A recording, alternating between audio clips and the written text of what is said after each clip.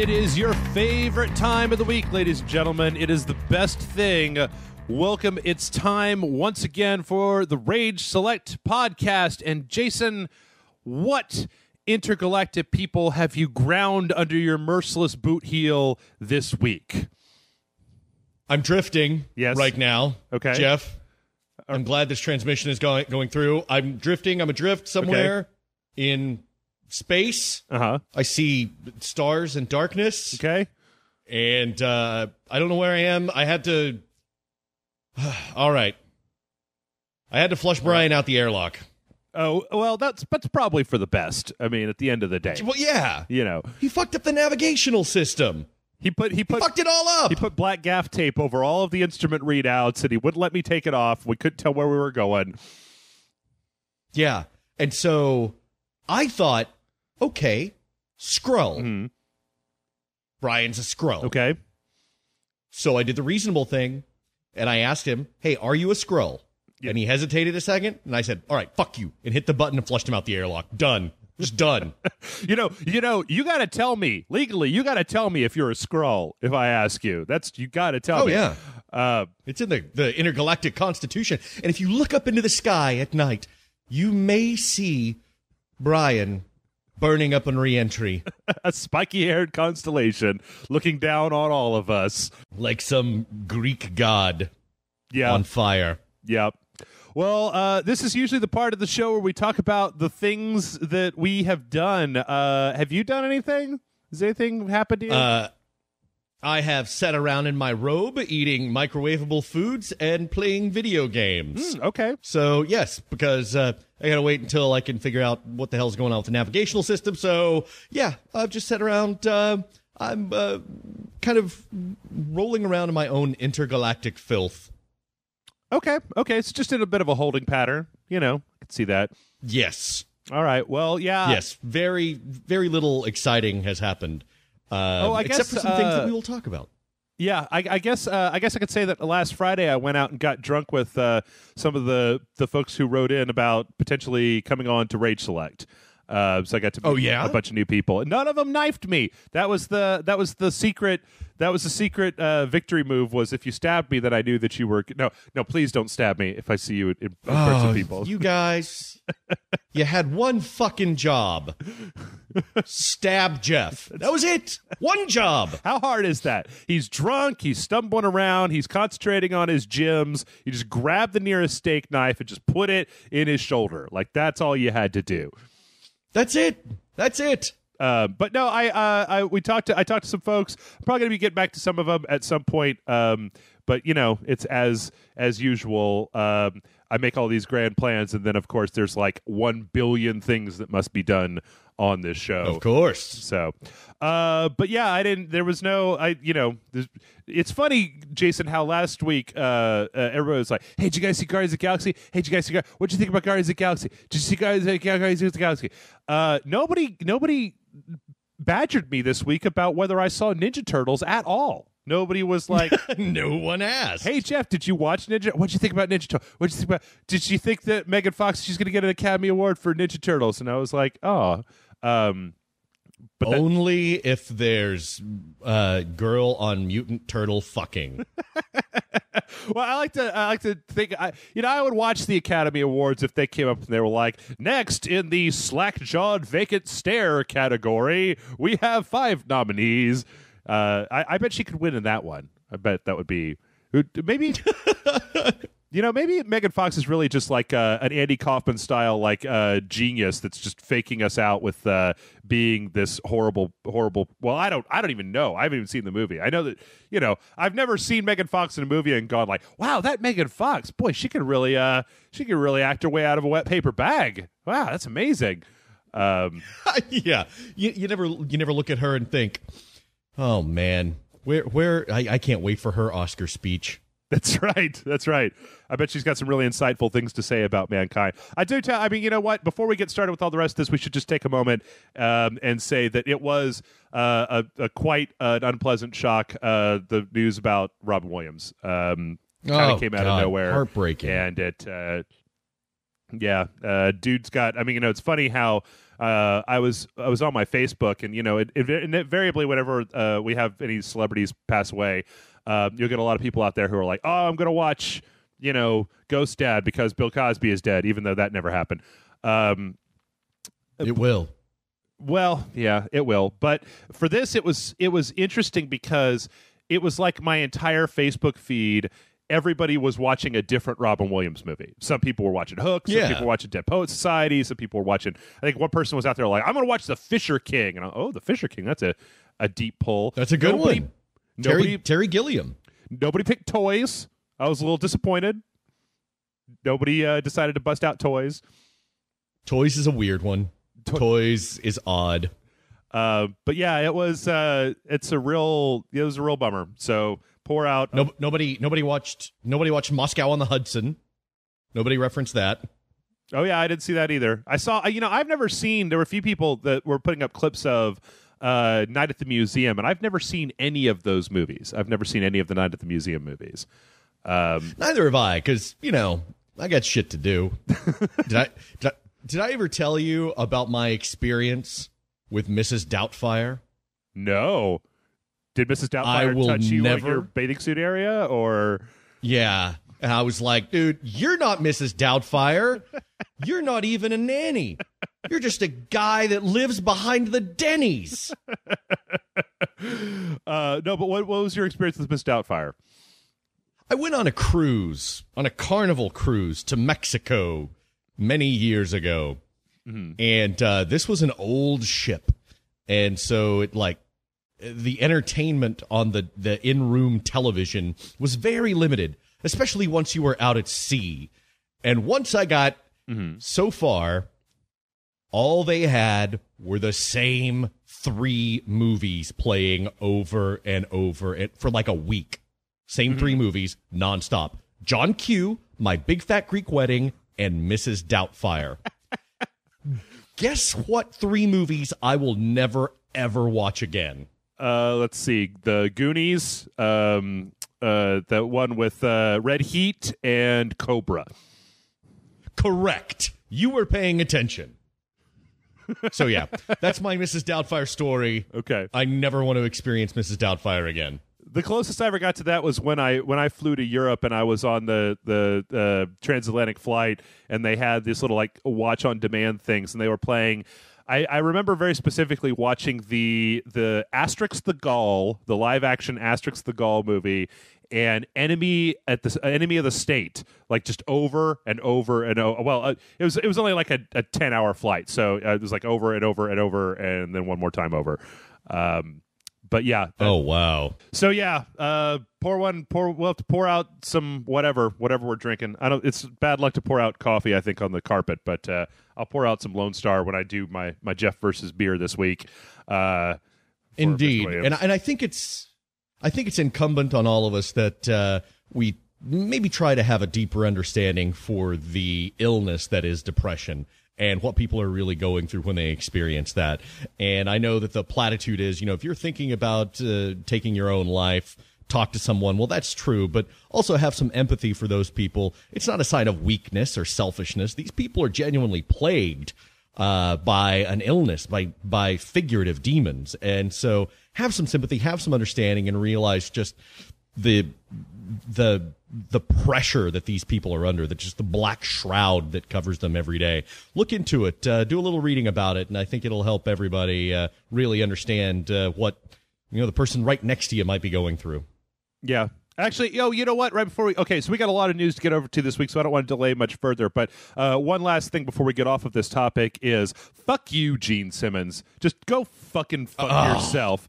That was such a dickhole move. I heard some Ted Nugent bullshit as well, which I guess I should be surprised if either one of those assholes are saying some dumb shit. But it was just oh, go fuck yourself. Just be a human being for a few days, why don't you, before you get your... But I guess it worked. I read the shit he said and thought about Gene Simmons for the first time in 10 years. But yeah, didn't work on me. What did I saw that he said something. What did he say? It was just some bullshit about how like people who want to kill themselves should just go ahead and get on with it because it's weakness of character, and I don't have any time for that in my life. And it was just like, oh, eat all of the white and black painted dicks, Gene Simmons. Oh man. Now you've given me an idea for my Halloween costume. Mm-hmm. Just my penis painted like Peter Criss. All right. Well, you know what? I need 3 other guys. Are you in? No, I'm not in. But you just have to do the thing where you all line up holding your junk, and then you do the thing where they pull the guitar necks up at the same time, but with your junk. That way. Yeah. Anyway, Gamescom is going on right now, and I'm afraid that we have a shitload of things to talk about from Gamescom. So we might actually be preempting. We might have fewer emails than normal this week, and we might actually break in the middle of news because there was just a crap load of crap. Also got a bunch of news stories that came out of Gamescom that we'll get to. Now, I didn't get a chance to actually watch. There was Sony, Microsoft, and EA all had press conferences, but I didn't actually get a chance to watch them. But I did read just kind of the information coming out of them because this week, I mean, you know, when E3 came out, Jason, remember we like front loaded so that I had time to just put all my attention on that shit. This week, I didn't see it coming. I forgot that Gamescom is just as big as E3 as far as announcements and stuff go. You son of a bitch. Yeah, I know. Jeff with his I'm doing stuff. But before we get into Twitch, there's before we get into Gamescom, there was one story that came out about the whole Twitch thing last week, which a couple people were a little up in my butt about the whole Twitch thing. And I'll be honest, I don't really watch a whole hell of a lot of Twitch. I mostly just, what I saw from that Twitch story last week was basically just Twitch doing what I consider to be the same thing as YouTube.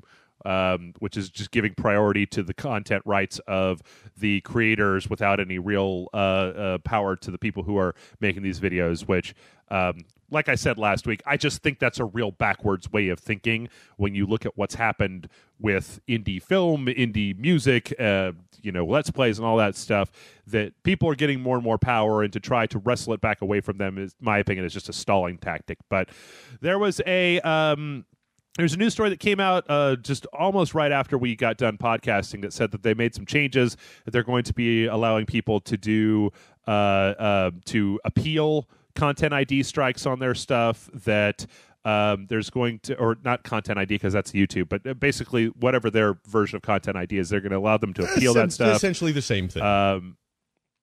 Yeah, and that they're trying to weed out, which I think was a problem that the YouTube Content ID stuff had originally. They're trying to weed out the difference between like atmospheric background music claims and like actual music claims. But yeah, I don't know. I just hope. I mean, there's a lot of people that when this shit happens, they just throw up their hands and they're just like, "Well, that's it. Twitch is dead." Fucking. And I don't want to sound like I'm saying that, but this is definitely the sort of move that we've seen a lot of times in the past that is a harbinger of the beginning of a slow downturn for, what was once a Wild West kind of service into a much more regulated kind of corporate thing. I don't know. I'm sure Twitch is such is the nature for all services like that, all of them. If we've learned anything from the internet, that sort of absolute unfettered freedom rarely lasts. Yeah.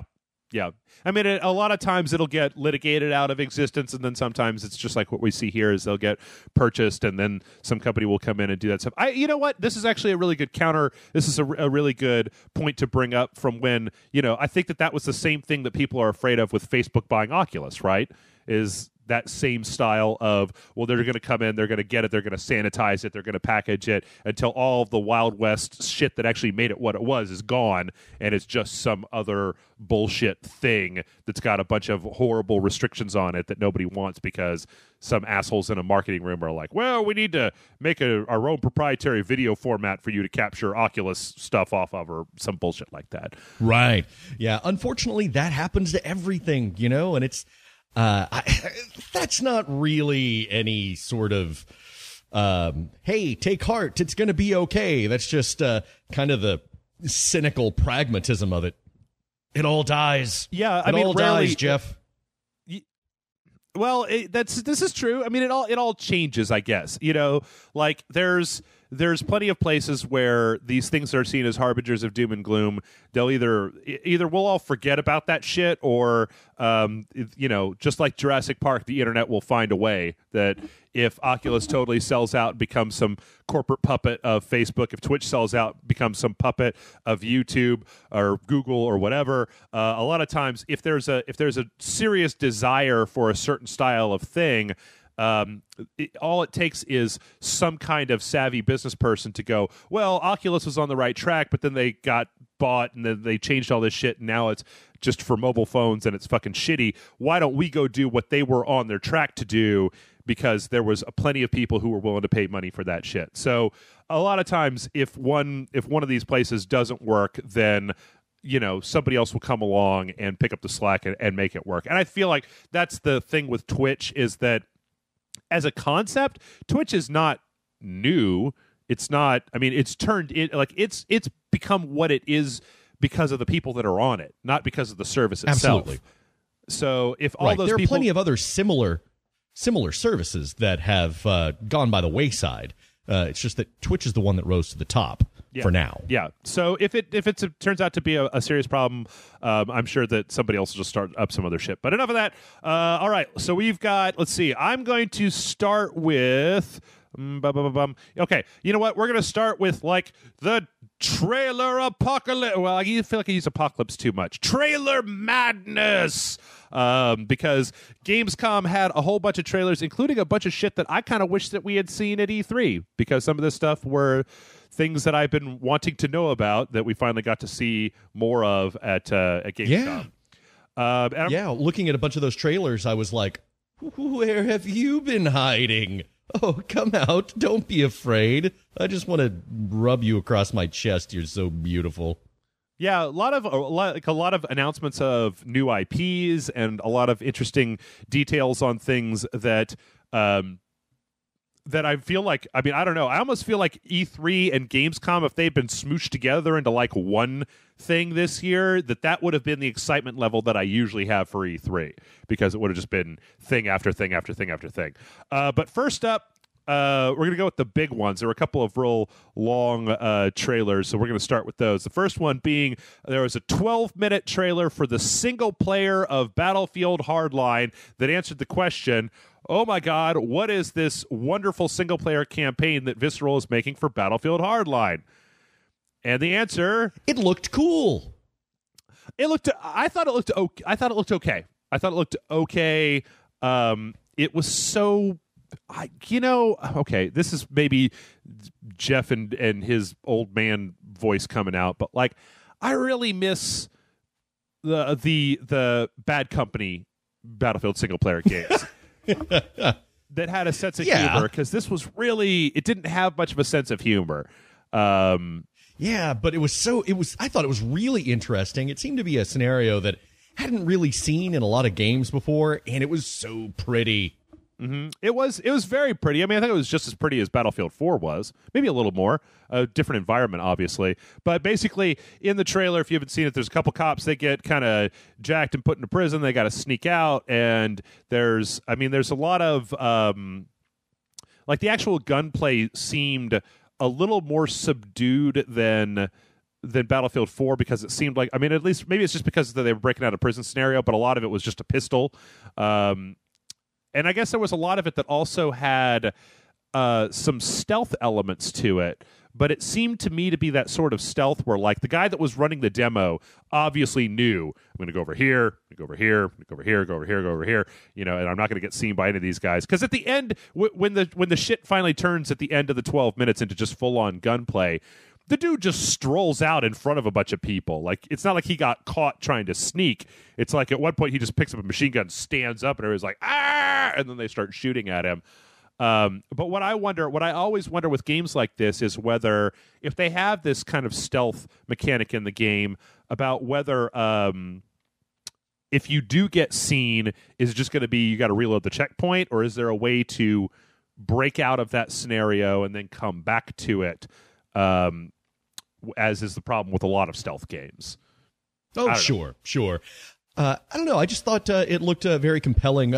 I was curious in that it took so long for it to devolve into the, epic scale gunplay that we're used to in the Battlefield games. So it seems like they might be taking like a completely new approach. I mean, we had hints of that, like you said at the end. Yeah. But how exemplary is this of what we're going to see in the whole game? Yeah, and I mean, I did like the idea of, well, I need to, once again, I'd like to know more. I mean, I always want to know more, but I did like the idea. They had a little part in there where he was able to tell the people to like get their hands up, right? And they had a little kind of, again, it was just like a mini game where you had to keep pointing a gun at each person to make sure that neither one of them like broke out of the hold up, and then you could cuff them, which was pretty cool. I like the idea they had like a high value target. It seems like, actually, you know what? I was thinking about this before. It seems like there's a lot of games these days. Now, Metal Gear Solid 5, Ground Zeroes did this, and Far Cry does it all the time. But it seems like the new thing in games that we're seeing a lot more, Jason, is the look at the battlefield and mark everybody on your radar before you go down and start fucking with them thing. And I know it's been in games before, but it's just like it seems like I'm seeing it way more often these days. That's something that's helpful, but it seems like it also might be another crutch. Like I was playing Wolfenstein: The New Order finally recently, and you don't have any of that shit. It's like they're just Nazis out of nowhere. Yep. And you don't get to mark them. You don't have a radar or anything like that. So. It was a little bit more old school in that, so I kind of appreciate that. I can see both sides because it adds maybe not necessarily a crutch, but an element of reconnaissance when you're first going into an area. Yeah. I don't know. I mean, as far as the story in this goes, it seemed like a fairly generic, like real world cop story. Like, what you could infer off of what was being said and what was being done. I mean, to be honest, like a lot of this scenario, for whatever reason, reminded me of the Nazis in Breaking Bad. That's what it reminded me of. But oh yeah, with your desert compound with a bunch of guys with guns who are all like anti-government stuff like that, and then you're in there and they lock them up and they get out, and then. Yeah, that's just what it reminded me of. And I guess there's some implications as far as what is going on at the beginning about the relationship between the girl and the two guys there and what's going on. It is very much a departure, though, from what we've seen so far of Battlefield Hardline in the beta, which was very much urban because it's out in the desert, kind of withdrawn in this compound area instead of there. It still does make me wonder, though, if they're going to focus so heavily on... small arms person-to-person combat instead of vehicle stuff. I don't know. We haven't seen enough of that. I mean, the beta in the city had vehicles, but they were kind of, a lot of them were worthless because you were just going to in a very short arena. You were just kind of driving around. So it makes me wonder how much we're going to see if things like tanks and airplanes and the stuff that are kind of hallmarks of the Battlefield series are going to be seen way less in Battlefield Hardline. I really want to know more about if the gunplay is going to be, if the individual person-to-person gunplay is going to have any changes made to it, or whether it's just going to be the way that it was in Battlefield 4. Because Battlefield always feels real stiff to me when it comes to just being on foot and shooting. But then that's made up by the fact that you've got so many different options as far as tanks and jeeps and helicopters and shit like that to get into. I don't know. Yeah, there's a lot of variety like that. So if they're taking that away, it's like, are they robbing themselves of their biggest asset? Yep. But a lot of that we're not going to know until we get a chance to play it. I mean, the Hardline, the multiplayer beta felt very much stiff like a Battlefield title, but then there was a story a couple weeks ago where they said they're actually retooling a lot of it because of the feedback that they got from the beta. So who knows what it'll end up being.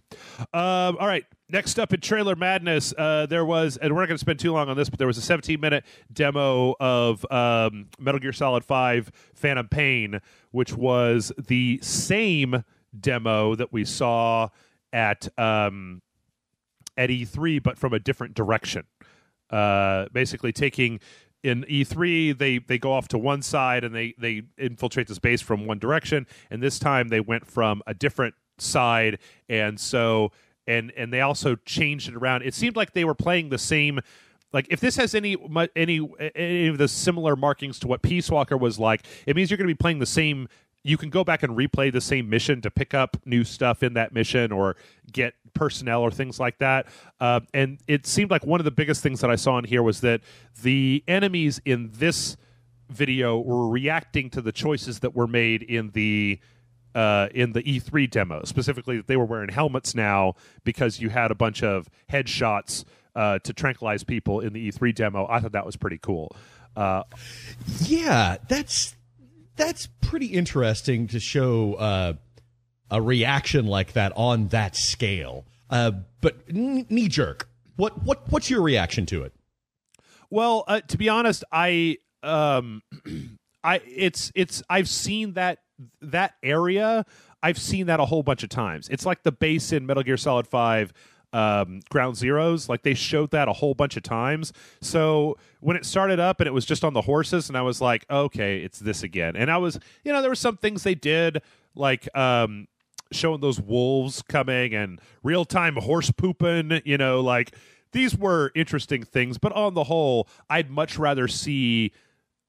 have much rather had them play the next section of that demo, because I've seen that outdoor deserty Afghanistan area a whole bunch of times right now. So yeah, they're going to come out in a couple of weeks, a couple of months or whatever, and then just go, yeah, that's all we have right now. Yeah. Actually, that's all as far as we've gotten.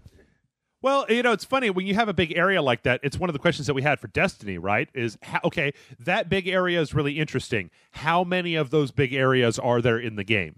And how big is even that big area? Because the implication in the demo is that that's the first part of that mission, and that, well, at the end of this demo, he goes and gets on a helicopter and leaves.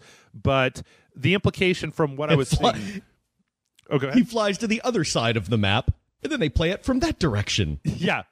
Like, I don't need that level of detail in my demos. I would have much rather seen a different environment or some more stuff, because so far, none of this... like, the actual... I know that when it came out, I was talking a little shit about the trailer, the darkness of the trailer that they put out, but that trailer told me more than this. That 2-minute trailer had more to do with the actual story and gameplay of the Phantom Pain than seeing this exact same mission from a different direction with different things. Including, I gotta say, man, I'm a Metal Gear fan, but like, that shit with the cardboard box is dumb. Ooh, it's dumb. Yes. Where you lift up the cardboard box and it's like, ooh, it's a lady. And I'm like, you're guarding a military installation and that cardboard box just stood up. Like, are you guys so starved for female attention that, like, you just see a picture of a swimsuit model and you're like, like, come on, man. I haven't gotten laid in like more than a year, and even I'm not going to be running at some cardboard box, taking a run at some cardboard box like, oh, hey, baby, you come to this desert often in your bikini? Like, seriously. Jeff. What?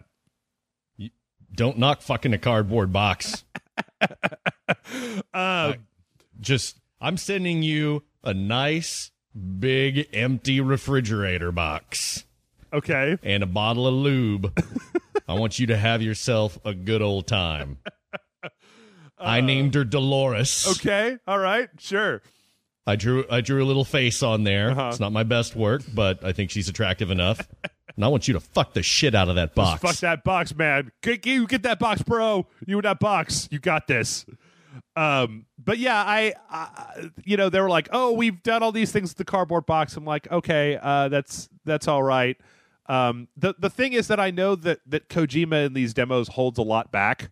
Like, that there's obviously more to the game than just this. There was stuff with the mother base, there's stuff with recruiting and research and stuff like that. We actually saw a lot more of that in the E3 demo. So this demo was okay. I mean, what did you think? Was there anything here that you cared about? I thought it looked interesting. It was very pretty, but again, it was a lot of the stuff that we've seen before. And also, from my perspective, and you know how I have never played all the way through any of the Metal Gear games. Right. I've just played bits and pieces of them. This, to me, I said, oh, this is interesting, but I felt distance from it because I felt like, but it's not for me. Because it's, the X Metal Gear game in the series. And so I felt like, okay, there's no way I can become invested in this. I have this automatic wall up because it just feels just like, a spin-off of a sequel, of a remake, of another sequel, that kind of thing. And I'm not denigrating it.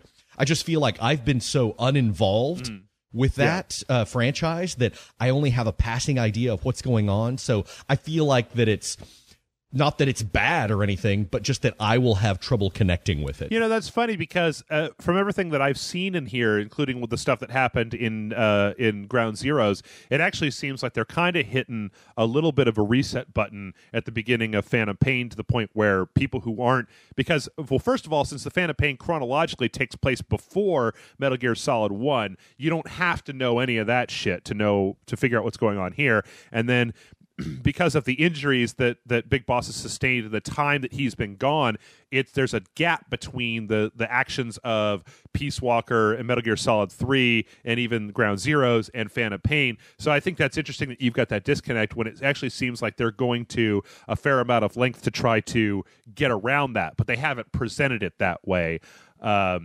Because if I have any, the way that it seems to me, at least from the chronology, is that Metal Gear Solid 5 Phantom Pain is probably going to start with that stuff in the hospital. You remember that we saw a while back?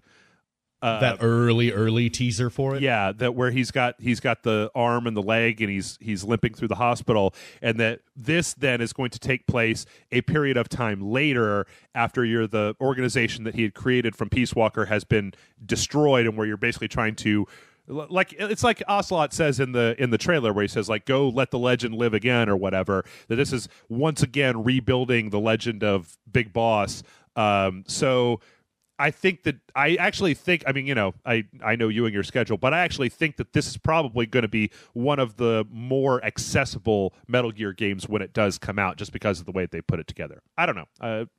I obviously haven't played it, but anyway, next up on the list. Also, I wonder what happens when you knock a guy out and then you bring your horse and you have him poop directly on top of him. I was like, there's a button to make your horse poop. We have to find this out. We're gonna find out. Coming up soon on the dojo. All right, next up. Oh, it's my favorite. It's Jeff's birthday all over again. There's a new trailer for Bloodborne, and this one is actual gameplay instead of just mostly dark and cinematic cutscenes. And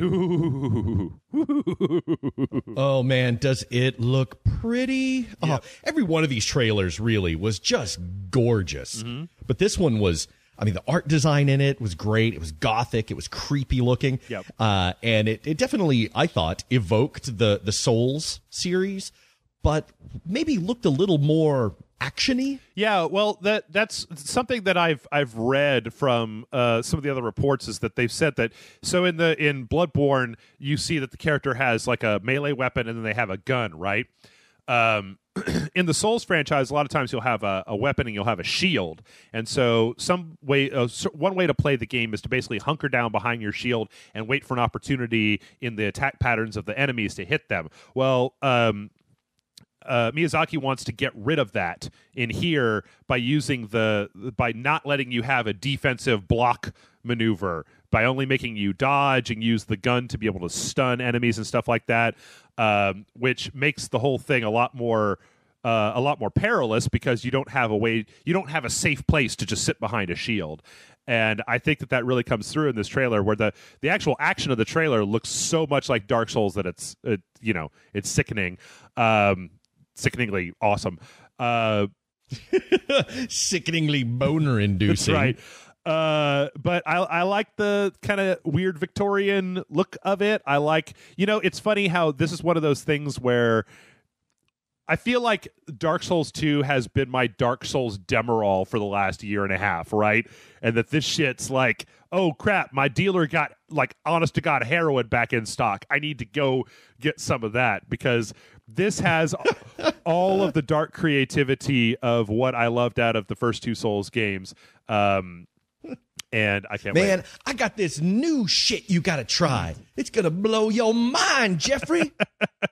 Are you my stereotypically like 70s or like 80s after school special drug dealer now? That is the only kind of drug dealer I know how to do. That and Tony Montana. Oh, okay, all right. But yeah, I think that when you compare both the trailers for Bloodborne to trailers for like Dark Souls 2, that just the design and all the aesthetic of it comes in as way more creative. Also, there was a. Okay, I didn't actually catch this when I was watching the trailer, and I haven't gone back since. But in some reports I was reading about it, there's a thing where they said that at the very end of the trailer, there's a woman's voice who says like the it's time to begin the hunt or something like that. That is the same voice actress from the original Demon Souls who played the lady in black. Who was the person who did all your leveling up and shit in that game. So there's a question as to whether there is an actual direct connection between the Souls series and Bloodborne, or whether that's just a stylistic choice from Miyazaki. Either way, so it's still not Miyazaki. I believe that's true. I believe that he's the director. Hold on, not that Miyazaki. Not that Miyazaki. It's a let's see. Hidetaka Miyazaki is the guy who did Demon Souls and Dark Souls and now Bloodborne. So, but yeah, that trailer is hot. It's hot. So I can't wait. I cannot wait, especially because they fucked me in Dark Souls 2, man. God damn, they fucked me. And how many times have you played Dark Souls 2? I'm kind of done. I mean, we're gonna finish our John and I are, for the patrons, we're doing a full playthrough of Dark Souls 2. But once I get done with it there, and then there's the DLC. There's 2 more parts to the DLC. One of them comes out next week, and one of them comes out 3 weeks after that. But once I'm done with those things, it's time to put Dark Souls 2 aside and not go back to it because. Okay, again, how many times did you play through it? From beginning to end and actually beat the game, I'd say 2 or 3. But you're like, and it fucked me. I played it through 3 times and it fucked. Okay, here's the thing. You've probably heard this story before, but there's one of my favorite jokes. It's an old joke. There's this hunter, and he's out in the woods hunting, and this bear comes up to him, and he tries to shoot the bear. He's got just a small gun, small caliber, and the bear just bends him over and fucks him. Literally, proper fucks him in the ass. And the guy runs, he leaves, and he comes back, and he gets a bigger gun. He comes back in there, he's looking for that bear. He's like, I'm going to get that bear. He shoots the bear, and the bear shrugs it off, then bends him over again and fucks him again. The guy comes back with a bigger gun later, and he sees the bear sees him, and the bear looks at him and says, "You're not out here to hunt, are you?" Yeah. Well, okay. Listen, it's I was warming up quite a bit to Dark Souls 2, and then they nerfed the shit out of the thing that I used in Dark Souls 2. And I'm not really interested in going back and learning how to play Dark Souls 2 all over again from the very beginning. That's what I'm talking about. I've got a stopgap measure to get around it, but I really, really, really, really, really, really hate it when developers go in, and I hate it when they do really hard nerfs on stuff. And to be honest, Dark Souls 1 still exists and Bloodborne is coming out, so there's no reason for me to have to learn to live with blah, blah, blah, blah, blah. Anyway, I know it's sour grapes. I've talked to other people about this, but this is getting in the way of that. Also, while you were telling this story, I looked up my Steam account, which has the amount of hours that I've put into Dark Souls 2. It's 130 on Steam and probably a good 35 to 40 on the PlayStation 3. So about 175 total. You're not here to hunt, are you? Yeah. Anyway, all right. So next up, we finally found out what Shadow Realms is, Jason. Yeah, kind of. I guess. It looks a little Diablo-ish, 4-player co-op kind of thing. Yeah. Looks interesting, but it's got this weird the old Dungeons and Dragons cartoon feel, because it's got normal people coming in to fight in a medieval landscape. Right. It's kind of, to me, it really feels like what was I thinking? It's the Left 4 Dead meets the Secret World. That was kind of what I was thinking. 4-player. Oh yeah, Secret World. Yeah, right. 4-player on environment co-op, which I have my alcoholic friend that I talk about on the show all the time. That dude is.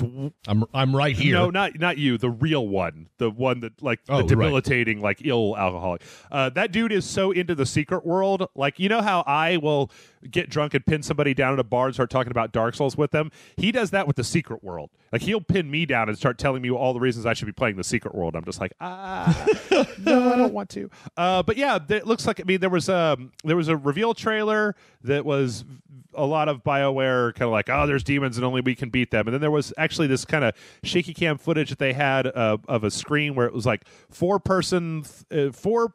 people co-op in a third person brawling, kind of has some MMO stuff where you could see like little special powers that activate mana meter, and basically just going through and clearing out rooms and then going into the next room in a kind of a dungeony medieval environment. It's funny.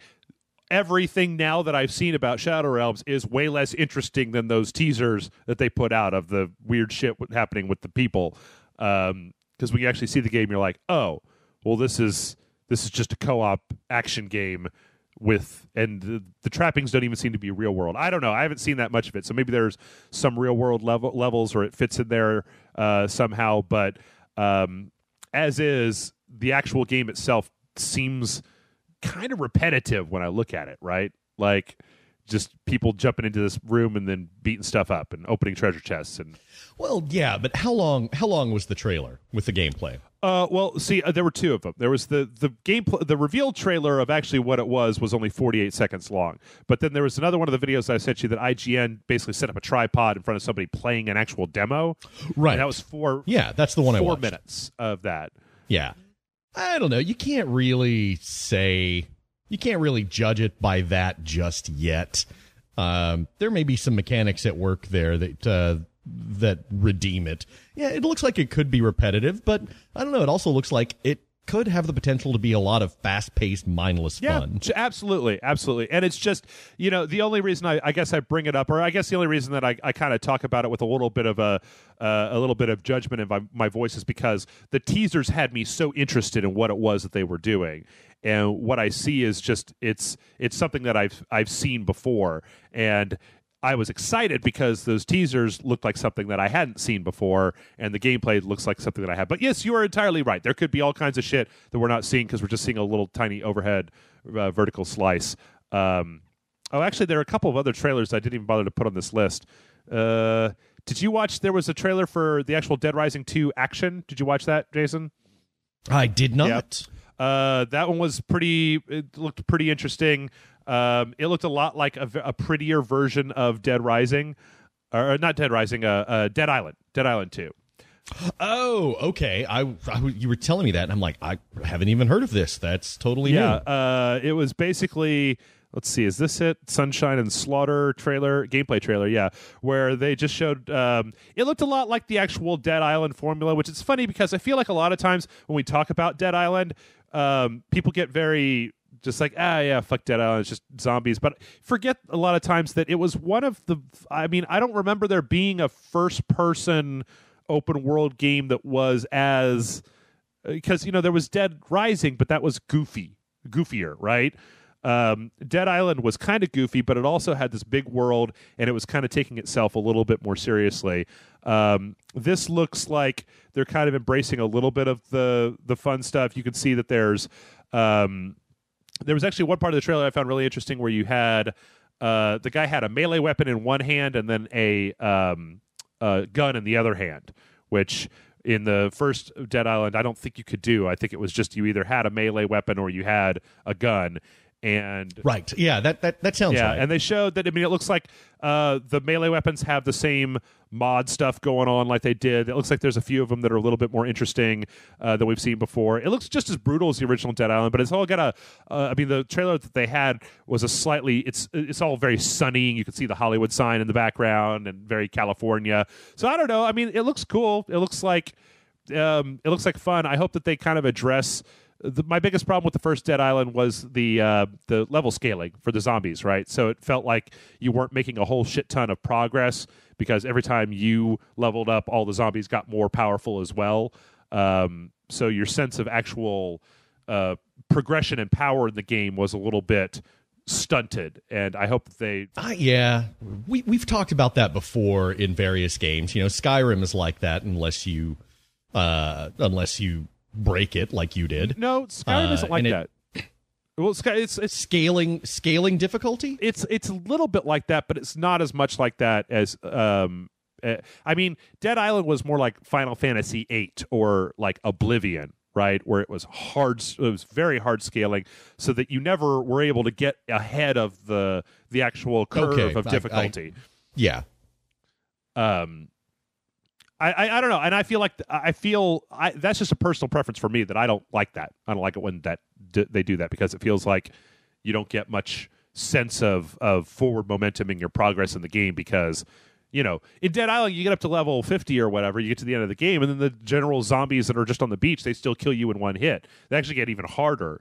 The only thing you get for doing the side missions in Dead Island was more recipes for electric sledgehammers. So I just stopped doing the side missions because leveling up was actually more of a hindrance than it was a help in the game. Yeah. There was also a multiplayer trailer for Advanced Warfare that I was actually thinking about making a whole... I was thinking about vlogging for the first time ever, Jason, because I looked at this trailer for the multiplayer in Advanced Warfare, and it looked very much like Call of Duty multiplayer, except that they kind of had some lasers and some future shit and some cool-looking guns and stuff like that, and some jetpacks, and I was like, ooh, I really want to play that. And I was like, boy, I really do just like anything that's got jetpacks and lasers in it, don't I? You're an easy mark. I am. Like, hey, Jeff, here's this pile of poop in a Happy Meal box, but we drew a jetpack on it. Oh, gimme. Yeah. All right, well, so those two I didn't make Jason watch, but next up is one that I did make Jason watch, which I think looks really, really interesting. This is Until Dawn. Did you watch this one, Jason? I thought this one was right up your alley. Until Dawn. Oh, yes. I'm sorry. I was trying to keep all the names straight. Yeah, this one looks like a low to mid-budget slasher film from like the early 2000s. That's what it made me think of. And I'm really curious as to what the gameplay is going to be about. Essentially, it's 8 friends go to a cabin, and your interactions with them determines how everything turns out, because you start getting stalked by a masked killer. Yeah. And that's the kind of thing that we've talked about that before. This is the kind of thing that I've wanted to see for a while. Now, I've always used examples like Leatherface or Michael Myers and so forth. But this looks interesting. Hopefully it'll be fun. Is it Remedy? No, it's not Remedy. Remedy was Quantum Break. I can't remember who's doing this. This is from Supermassive Games. Okay, yeah. This looked like something like the movie Cold Prey. That's what it made me think of. But it looks like pretty people in peril from a mass killer out at an isolated location, which I get sick of when I see in the movies. But when I see it hinted at in a video game, I'm really curious now. Yeah, as long as it's one of those things where you're dead on with wanting to see more information about it. Is kind of a question of, in the trailer, they've got a bunch of, it seems like there's a lot of running away from a psycho killer, like in the horror movies, right? But I like the idea of having a social element of having relationships with the different people, and then having that then even be used by the game as like the game trying to figure out who you like the most, and then use that as a lever to put you in harm's way. And I could actually see if it was a smaller game that was mostly contained in this one cabin / a little bit of woods around the cabin type of thing, that you could probably take the smallness of the environment and spend more time creating, and this is all rampant speculation, but you could use that to create a bunch of different scenarios, so that whenever you go through and play the game, you're going to see different stuff happen, because it all takes place in the same environment. I think that could be really interesting by making the game more about the social aspect and preying on your fear, and then having the replay value being in seeing different stuff. Kind of like there have been a few games that do that, where they put you in a very small situation and then give you a bunch of different things that happen. And I really like that concept, and I think it could work perfectly for horror. Yeah, I'm looking forward to it, and I hope they pull it off. I mean, it's a novel approach. They're trying something new, and that is something you don't see a lot of in a game that looks to have a sizable budget like this one does. And you know what? I'm going to use this as a moment to just segue off into something that I don't know much about, but since we're talking about horror, we also had the announcement, which we're going to sidetrack here for a second. So, okay.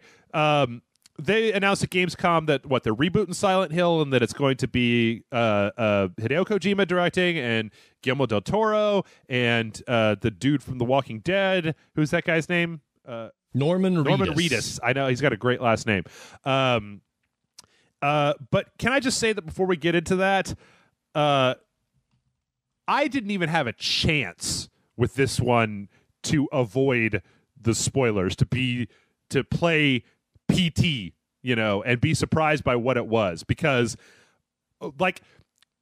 people were posting on my Facebook feed stories about this, and the headline of the fucking story, Jason, was like, "Hey, that PT thing is a new Silent Hill game by Hideo Kojima and Guillermo del Toro, and it has Mr. Reedus in it, and also at the end of it, there's a thing that jumps out. So look out when you go around that one." Like, it was like the headline was just telling you every single thing. And it was the day that it happened, it was just like bam. So this is called Silent Hills. And it's being developed with the Fox engine. As of this recording, I have not played it, but Jason, you have. Tell me what you think. Yeah, I thought it was funny the way they just slipped it out there. No pomp, no circumstance, just like, oh, you get an innocuous manila package in the mail. I wonder what this is. Oh, fuck, Silent Hill! Silent Hill! And it's kind of disappointing because I didn't even know that there was such a thing. I mean, I knew that Hideo Kojima and Guillermo del Toro and Norman Reedus were working on something that was announced a couple of days ago before this recording. Yep. I didn't know it was Silent Hill, and I'm surprised to see that it was. But yeah, everybody knows now. People were tweeting at me. Now, PT stands for playable teaser. Playable teaser, yeah. Yeah, so that's just a thing, That's not part of the actual title, but they just released it out onto PlayStation Network and Xbox Live? Just PS4. Just PS4. Just PS4. Okay. So they released it out there as just PT. Mm-hmm. And you play it, and it's definitely if in playing it, if you didn't know it was Silent Hill, you would go, "Man, this is Silent Hill." It's not perfect. Right. But the gameplay does a lot of, and I'm going to try not to spoil it for you or anybody else. The gameplay does a lot of stuff that is very unconventional, that will frustrate some people. Okay. It in the way you solve some puzzles, they're very obtuse. It frustrated me quite a bit. I didn't finish it. I got close. And I was just like, all right, I don't know what I'm supposed to do here, but I get it. Okay. I got shit to do. Right. Fine. That said, fuck you, PT. Mm-hmm. Fuck you for ruining. You wrecked, you know how much horror stuff I consume, right? Uh-huh. This wrecked half of my day. I was taking a nap on the couch, and then the wind blew the blinds. I was like, what the fuck is that? What the shit? What is that? Yeah, I was on edge. My adrenaline was all jacked up. This got to me unlike any game or movie has in a long, long time. Okay. Well, I'm gonna. And I played it in the middle of the day.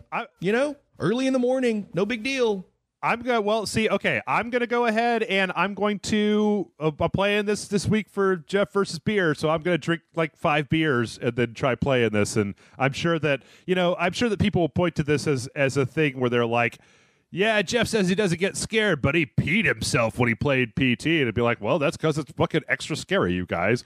But yeah, we'll see. Yeah, it's this one. I usually don't get bothered by movies or games or books or whatever, but for a few hours after I was playing the game, I found myself on edge. And here are just a sampling of some of the reactions. And I'm not going to tell you what I'm reacting to, but Jason walks around a corner. Mm-hmm. Oh, fuck you. Mm-hmm. Oh, fuck you. Mm-hmm. And then, God damn it.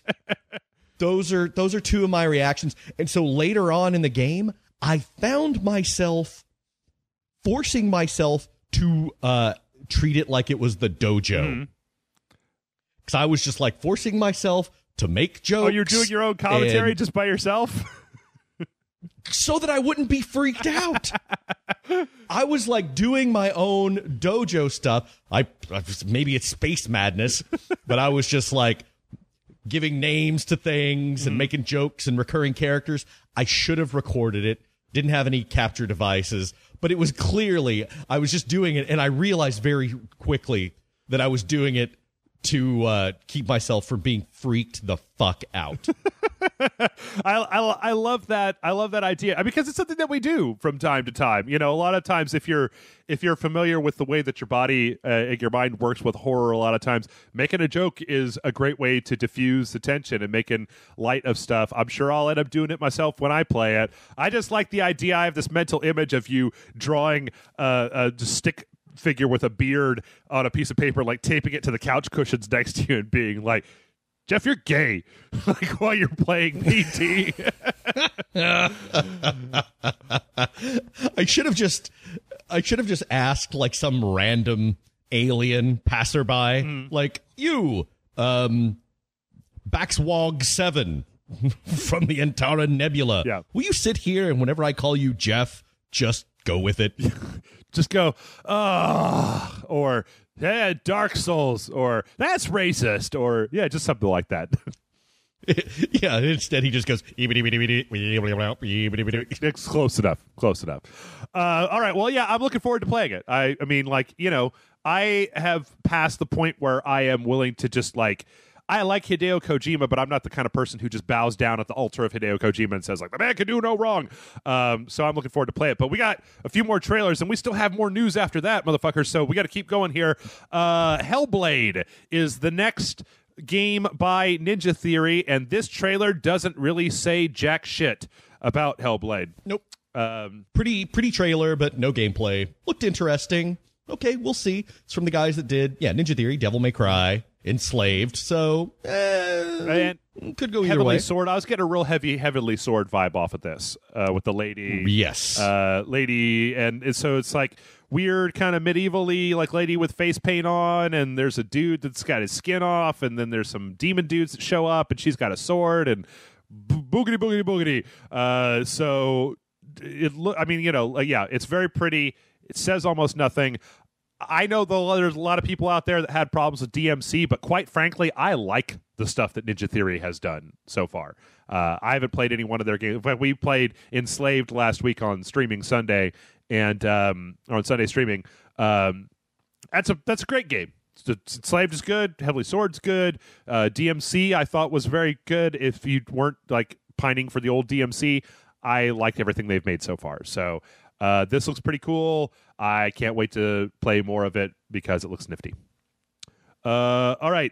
Speaking of medieval, kind of not medieval. Speaking of kind of caveman, old school kind of shit. We also had a trailer for Wild by Rayman creator Michel Ancel that looks really cool. Like it does. Yeah, and they got a lot of like wolf puppies in it, so yeah, like you got my attention. That's cool. Yep. Open world, very savage and primal. Beautifully rendered and not all crazy and dark. Yep. You know. Yeah, it looks interesting. Yeah, I like the. I mean, as the trailer goes on, it's got a big dude and a big lady, and at first it seems like they're mostly just kind of walking around, trying to survive in this wilderness. But towards the end, you start seeing some really weird shit. Like there's a point where they're swimming underwater, and there's this giant skeleton. There's a point at the very end. Oh, with yeah. That was a great moment in that trailer. Yeah. That really got my attention. Yeah. There's a part at the very end with the tree where it seems like sometimes people are real big. I don't know what's up with that. Yeah. I was trying to get because for a second when you see that shot, you're like, oh, she's huge. Yeah. It's like when your brain registers what you're seeing, you're like, oh, damn. Okay. Yeah. Cool. Yeah. It reminds me a little bit of, oh God, there was a game, there was like a third person brawler game on the PS2 where it was kind of cavemanish. I don't know, but no, this looks really creative. It's like one of those things that I think is really interesting, and I can't wait to play it because, I mean, I didn't really care as much for Rayman Legends, but I think it was because I wasn't playing it on the Wii U. But so far, right. The last few Rayman games have been awesome. Seems like we don't see that many Cro-Magnon style games, and I think that's actually the perfect vehicle for. We have seen a lot of survival games start to come up more and more recently, but a lot of them are post-apocalyptic, or it's like Minecraft where you're just growing shit. I like the idea of this kind of savage world with limited resources. Plus, well, this isn't going to be any like Bonk's Adventure, but it looks pretty good. Yeah. not the absolute classic that was Bonk's Adventure. That's right. All right. We also had a new trailer for The Order 1886. I don't know if it really says anything that we don't already know, except that Nikola Tesla, badass extraordinaire, is narrating it, talking about the Order, the fact that they're doing stuff and showing weapons, and it looks good. This game, the more I see of it, the more I'm just like, all right, fine, just shut up and put it out already. I'll buy it. Yeah. Like, this trailer really focuses on the world building that they're doing, which is formidable. They've got a nice recipe. I mean, you got Tesla and werewolves and Arthurian legend and Victorian, like neo-Victorian London. Mm-hmm. Yeah. Okay. Shit. I'm in. Yeah. Give it to me. Yep. It all looks awesome, and I can't wait to play it. Which maybe the people want to hear us say more, but I'm pretty sure that's really all I think at this point. It looks beautiful. It looks awesome.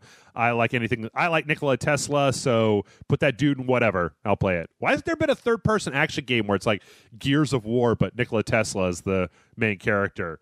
That's what I want to say. Yeah, the whole Tesla thing, that's probably going to play out pretty quickly. For some people, it already is, because it's like he's kind of one of those internet deities. It's like Tesla, Bill Murray, Neil deGrasse Tyson. Yep. So it's like, okay, he's awesome. I get it. Yeah. Let's see. Next up, we've got Rhyme, which was a new game that's being made by Tequila Softworks, I believe, who are the guys who made Deadlight, which I didn't really care for all that much. But this was okay. It was fine. This looks interesting. This is like a young boy on a kind of a weird journey across a crazy land full of strange shit. And yeah, I'm interested. This looked very different from a lot of the other trailers that we saw, in that it kind of had this Wind Waker cartoony look, but it felt very much like an eco / Myst vibe, which yeah, I'm down for that. It looked weird and kind of quiet and magical. Mm-hmm. It was a standout from the other trailers in the way it felt. It reminded me a little bit of Journey as well. It's kind of the wandering around in the environment type of thing without any. I mean, we didn't see any like combat or anything in the trailer. It mostly seemed like it was puzzles and just walking around this environment, which like I said, I didn't really care all that much for Deadlight, but this looks really interesting, and I like a lighthearted trailer. I guess it's one of the things about the trailers that we've seen is that seems like there were significantly less modern military trailers coming out these days than there have been in years past. Thank God for that. Yeah, I'm glad that we're getting away from that. Next up, there doesn't have to be a lot of talk about this one, but we saw a couple of gameplay walkthroughs for Assassin's Creed Rogue, or shall I say Assassin's Creed 4 Brotherhood. As that seems to be exactly what's going on here, where they're taking the Assassin's Creed 4 formula and then just sprucing it up and changing a few things up like they did with the other games, the AC2 spin-off games. Yeah. Well, this seems to be a bridge. Well, it's not seems to be. It is a bridge between Assassin's Creed 3 and Assassin's Creed 4. Yes. So, yeah, it's still in like the Northeast Atlantic, New England, in that era before the age of the pirates, really, but it's a lot of nautical ships. And so, yeah, it's like they're fine tuning. It's like, okay, we released Assassin's Creed 3, but then they already went ahead and did 4. This really seems like they should have released this before they did 4. Yeah. I don't know, but it's just strange because there's so much Assassin's Creed now. I feel like they're like, oh, Do you like our tacos? Here's all the goddamn tacos. Eat the tacos. Eat the tacos. Eat the tacos. Eat them, motherfucker. Yeah. I don't know. Yeah. It's like, stop with the tacos. I can't have any more tacos. Let's see. So I guess we found out since last week the main character is named Shay, I believe. And he is an ex-assassin that has turned Templar and vowed to defeat the assassins in the New World. So this is actually everything that I was asking for about Assassin's Creed 3, Jason, because you play as a Templar. You've got a ship like you do in 4, except that like you're a Templar, so you've got all the money, so your ship is just tricked out. It's got like rims and hydros and spinners.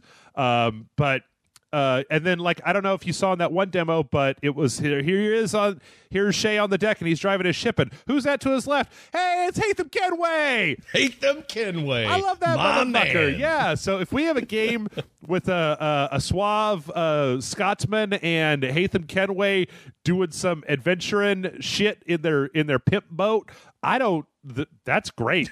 I'm doing so. That needs to be the tagline. Doing some adventuring shit in their pimp boat. That's right. Coming soon. I like it. I like what I've seen of it so far. In fact, I can even say that because I know some more of the characters out of it, I'm actually in this weird position where I think I might be as excited, if not maybe slightly more excited about Assassin's Creed Rogue than I am about Unity. Now, I haven't watched the trailer. There was a trailer for this lady character in Assassin's Creed Unity that they put out a few weeks back, and I haven't watched that yet. But I like the idea of taking. I like the idea of having Assassin's Creed Unity be the new shit that's doing the new stuff, and Assassin's Creed Rogue being the spin-off from Assassin's Creed 4 that's refining those things and using it as more of a storytelling thing than a, hey, look at all this new technology that we have type of thing. So yeah, I'm looking forward to it. I don't know. What do you think? Yeah, no, it looks great. It's just like, what's the release timing like between this and Unity? I don't know. Let me look it up. Assassin. How do you spell it? God damn it. Every year I forget how to spell Assassin's Creed. I don't know how anyone on planet Earth could forget how to spell assassin now, because it seems like that it's going to be a genre into itself. Okay, Assassin's Creed Unity, Assassin's Creed Rogue. Rogue is November 11th. Unity is October 28th. So it's like they release Unity, and then, a week later, they'll be releasing Rogue? No, 2 weeks. Fucking stupid. Why? That's just stupid, man. It's like they're I love the Assassin's Creed games mostly. I think they're really cool. Mm-hmm. But man, after playing one, I'm not going to want to dive right into another one. I need some breathing room. And I think a lot of people are going to be the same way. It's like they're picking their own pockets. Yeah, that's a good point. Actually, when you consider the fact that October through the end of November is like the biggest game release window, they could have totally released something like Assassin's Creed Rogue in like March of next year. At a midpoint or something like now during the summer drought, right? Like if there was an Assassin's Creed game that came out right now, fuck man, I'd put out like 12 videos of it. I'd just be like, yeah, fuck it, we're still playing this one game. There's nothing else out right now. You know, tomorrow, like as of the time this recording goes up, Allison and I just yesterday finished recording Indie Friday Surgery Simulator for the PS4 because right, there's jack shit right now. So yeah, I don't know. I'm interested in it. Yeah, now that you say that and I think about it, playing an Assassin's Creed game and then jumping directly back into another Assassin's Creed game, maybe not so much. Also, it's going to make one of those two games probably look real bad, isn't it? Yeah, exactly. Because one of them is going to be definitely brought by the A-team, and then the other one is going to be, this was made by the strippers that we make work at 11 a.m. on a Tuesday. Yeah. But I don't know. I'm looking forward to playing Rogue. It seems interesting. And last but not least, I saved the best for last, Jason. My God, we finally got to see Quantum Break. And hoochie mama, Quantum Break. Oh, okay, that got you. This was the one that was the least interesting to me. Really? Aside from Hellblade, because Hellblade, that didn't really show us anything.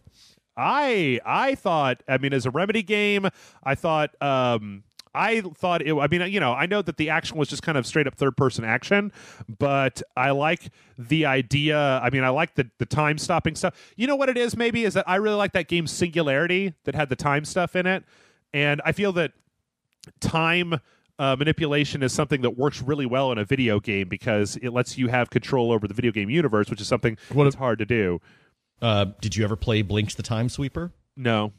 Because fuck that game right in its ass with a bladed dildo straight out of the movie Seven. Wow. And then take that dildo and then shove it right in that sassy cat's eye. Did you play Singularity? Do you remember that one? The Nolan North, where you go to the Russian island and you get the time glove that lets you change stuff up. It's kind of like BioShock.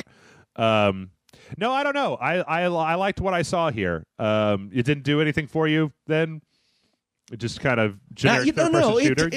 I thought, okay, that looks cool. All right, neat mechanic. All right, we'll see. That was about it. You know what? I think. Here's what I think is that I think that if this game had been, and this is one of those weird kind of, this is one of those weird bias things, right? Is if this game had come out, right? If they'd show me this trailer and they'd been like, "This is Quantum Break. This is the next game that's being made by Raven," I'd be like, okay, whatever. But the fact that this is Remedy, that this is Alan Wake and fucking Max Payne, like, that gives me hope for, like, I like the way that the combat in this game looks, and I know how the combat was in Max Payne and Alan Wake, even though I haven't never finished Alan Wake. I played enough of it to kind of get just the idea of the combat. I like the way the combat looks. I like how fast his little meter recharges to be able to do the time stuff. I like the visual effects for the time stuff, and I like the idea of it. I don't know. I thought it looked really cool to me. I think it does look cool, but I'm not like bananas over it. I'm like, okay, that looks interesting. Not bad at all. It's just I was way more interested in some of the other stuff that we saw. Yeah. Okay. Well, that has been the trailer madness of Gamescom. And so we're going to take a break, but we've actually got like 3 or 4 more news stories to do before we come back. So we may only get to like 2 or 3 emails this week. If we don't get to your email, just send it back in and we'll bring it up on the next email show. Maybe we'll have a week where we just do all emails or something like that. But so we're going to take a break. We'll be back momentarily. All right.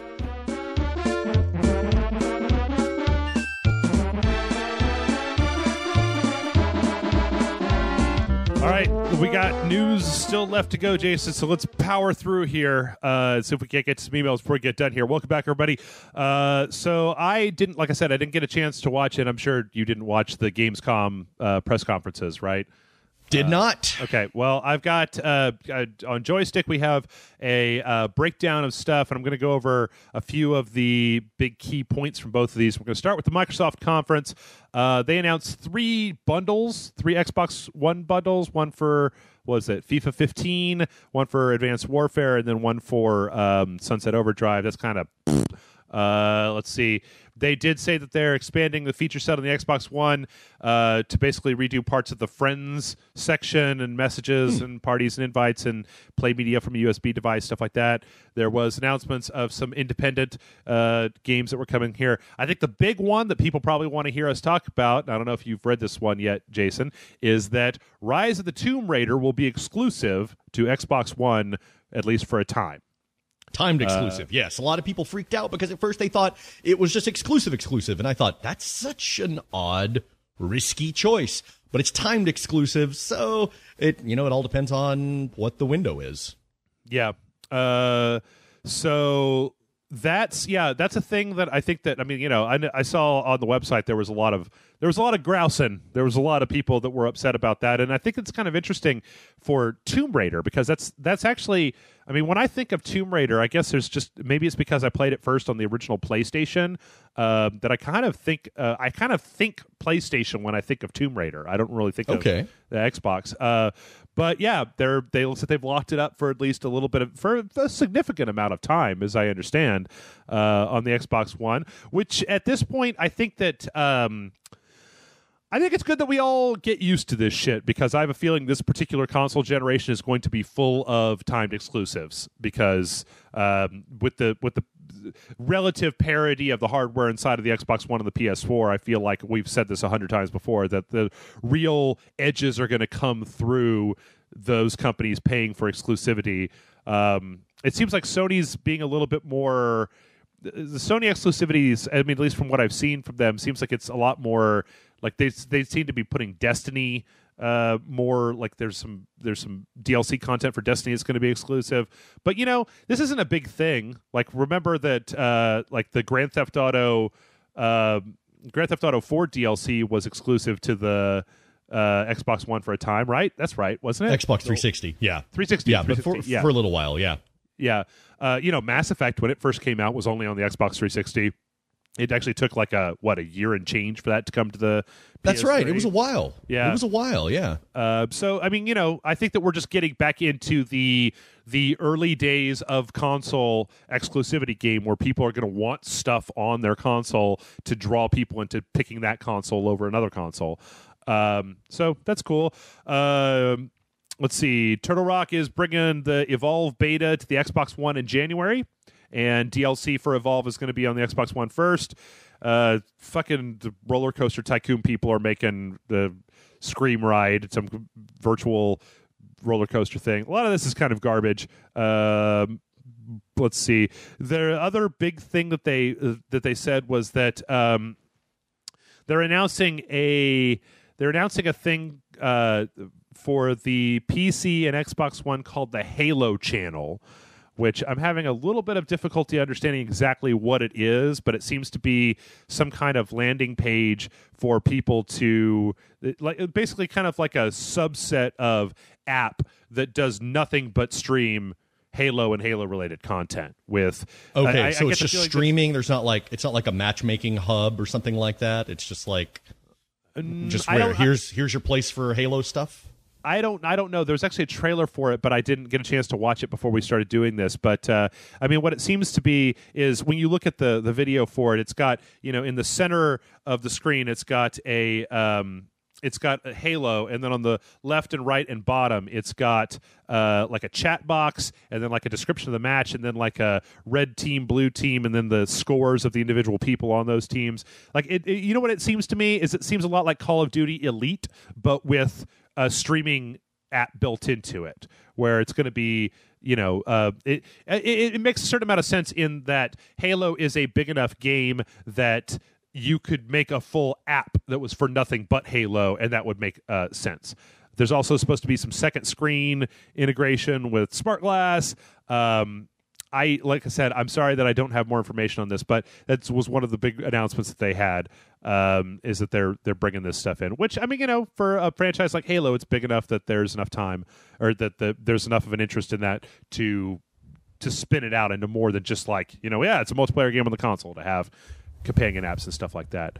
There's also, I don't really know what this means, but they announced there's going to be a skill-based ranking system with leveling as identical to Halo 2 in the Master Chief Collection.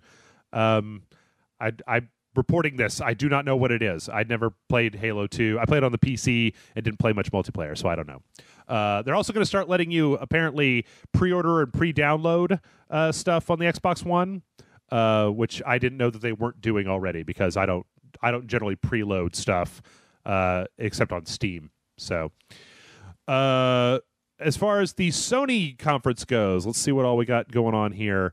They announced there were 10 million PS4s sold to date. There are announcements of a bunch of new games. DayZ is coming to PS4. PS4 owners that get Far Cry 4 will get 10 keys that grant a 2-hour trial for the game to give to your friends. Let's see. Blah, blah, I'm blah. curious about that. I wonder if it's going to be just that intimidating, murderous hellscape that the PC version is going to be, or that the PC version is, rather. Of what? Of Far Cry? DayZ. Oh, DayZ. Okay. Yeah.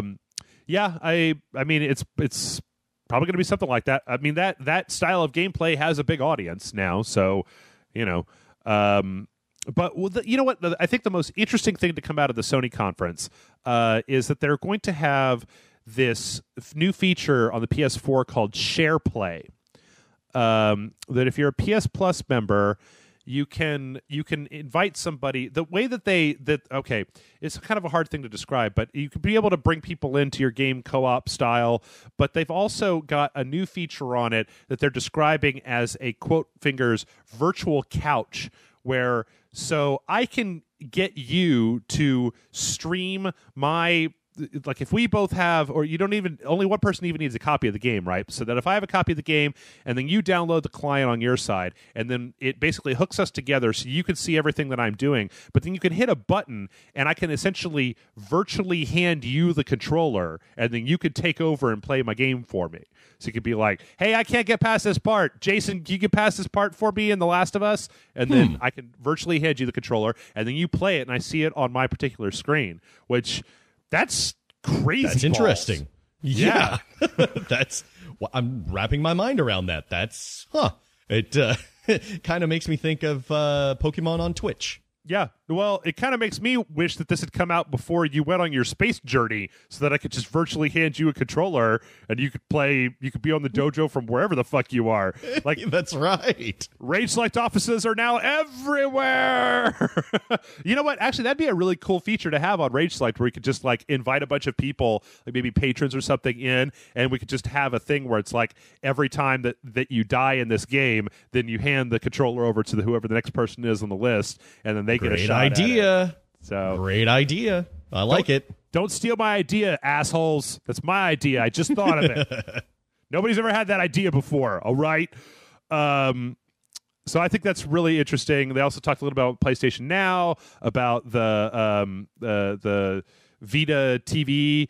Other than that, I mean, I think the stuff they announced a whole bunch of stuff. So a lot of it seems like it's smaller. Like the Wild trailer came out there. PT was announced there. Hellblade was announced there. They had a couple. The Tomorrow Children, a game called Volume, a game called Hollow Point. So it's all real interesting. I think the virtual couch thing is probably the most interesting thing though that I've heard, because that seems like a really good way to, in like we've mentioned this before, but in the world that we live in, where there aren't that many demos out there, it seems like a great way to get somebody else interested in the game by letting the people that are playing the games do the work of getting their friends excited about video games, which I think it gives them a good taste. I wonder what the limitations are. If it's like, what's we buy you buy a copy of the game, and then you let anybody else play as much of it as they want. I would be willing to bet that it's probably going to be limited by the fact that I have to have my PlayStation turned on and have that game running in order to virtually hand you the controller.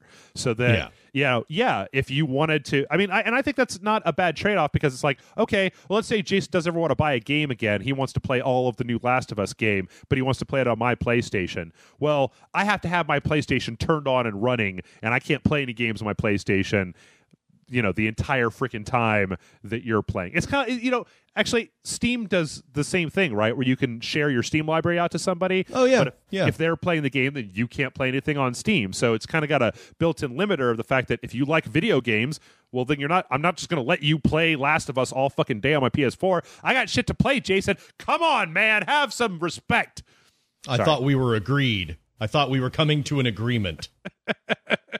There will be no agreement. It's only stabbing. It's only getting people to stab each other. So yeah, and those are the highlights that I felt out of the stuff from Gamescom. There are a few more smaller stuff, like Metal Gear Solid 5 and Ground Zeroes are both coming to Steam. That was a kind of an interesting thing that came out. I think that was inevitable, at least in my opinion, because of the fact they've talked before about the Fox engine and the way that it can run on the PC. I tell you what was really funny, though, was looking at the trailer for that, because they had a little Steam trailer where he's in a box and it says Steam on the side, and there's a bunch of steam coming out of it. Going to YouTube and watching PC Master Race people trolling and watching console people trolling PC Master Race people and the other way around, and people just get so angry. I'm just so angry. Such an inane fight. It's just... Oh, God, just play some games. Enjoy the games. Stop saying, well, my platform's better than yours. Just play a game. Yeah. Spend your time doing that. instead of denigrating somebody else. Shut the fuck up. Yep. All right, we got 3 more stories, then we can get to some emails. The first one comes in. I don't know if you saw this last week, Jason, but Sierra is back. What? Yep, Sierra's resurrected, and they're working on a new King's Quest game and Geometry Wars 3. Okay, yes. I like both of those things. I didn't... Yes, that's... as I've said before, the Sierra games, that shaped my formidable gaming years, like in, I guess, late elementary, junior high-ish. God, all the quest stuff. Quest for Glory, King's Quest, Police Quest, Space Quest, and then Manhunter and, Black Cauldron, some of the more obscure stuff. That's... I'm curious. I'm very interested. I want to know more. Yep. It looks like the Odd Gentlemen are creating a reimagined King's Quest. As the guys who did the Misadventures of PB Winterbottom, and then Wayward Manor, the Neil Gaiman kickstarted game, which a lot of people. I mean, when we were playing it, it seemed like it was a fairly one-note thing, and I don't know if that's just from the amount of money that they raised or what. But and then Bizarre Creations is putting together Geometry Wars 3. And yeah, I think that's interesting. I also have a certain amount of nostalgia for the Sierra name. I do remember that they put out quite a bit of crap in their later years. They did. This is true. I'm not exactly going to sit here. King's Quest 10 was a steaming pile. Was it 10? 8? King's Quest 8? I don't remember. I think it was 10. Yeah. I think it was 10. Yeah. Yep. But they did put out some good stuff as well. Oh, bro, they did Time Shift. Interesting. That game was not completely terrible. It didn't give me cancer. Ringing endorsement. Yeah. All right. Next up on the list. So there was a quote at, I think it was at Gamescom, where they were talking with Aaron Flynn of BioWare about Dragon Age Inquisition, and there was a thing that was said where they were like, yeah, you could put 150 hours into Dragon Age Inquisition. And so they asked them, what the fuck are you doing for 150 hours in Dragon Age Inquisition? And the answer was essentially, if you go down every single side quest all the way to the end, you may clock in at about 150 hours. Nice. They said that the person, I think this is the Aaron Flynn, there's a quote where they said that I normally clock in at anywhere between 30 and 40 hours. That's for me as a player, as a BioWare player, but it's different for everyone. So, if Dragon Age Inquisition turns out to be not a flaming pile of wreckage on the side of the Autobahn, and it's got 150 potential hours worth of gameplay, that could be some shit, man. That could be like some Game of the Year contender shit right there. Like, I like it. I like where that's headed. Yep. I just want to play it, man. I feel like a parched man roaming the desert who hasn't had water for a long time because there's just droughts. September will be upon us before you know it. Yeah, and the onslaught will begin. I mean, this week has actually been a pretty decent week, but then, Grant and I played a JRPG where the point of the game is to rip people's clothes off. So, I saw that. There's that. What the hell? All right, and last but not least on the news train, you never guess who's making a new game, Jason. Phil Fish. It's the most beautiful woman in all of video game development. John Romero. Yes, John Romero is making a new shooter. Was I right? John Romero? You are correct. For the first time in 14 years, John Romero announced that he is creating a new video game, and it's going to be a shooter. I want money on the table right now. Is it going to be better than Daikatana? Yes. Okay. I will say yes as well, because it would probably take an effort. It would probably take somebody working hard to make a game that was as crappy as Daikatana. That's true. I'm curious. When is this supposed to be released? Oh, I don't know. He just started working on it. So 2030? Yeah.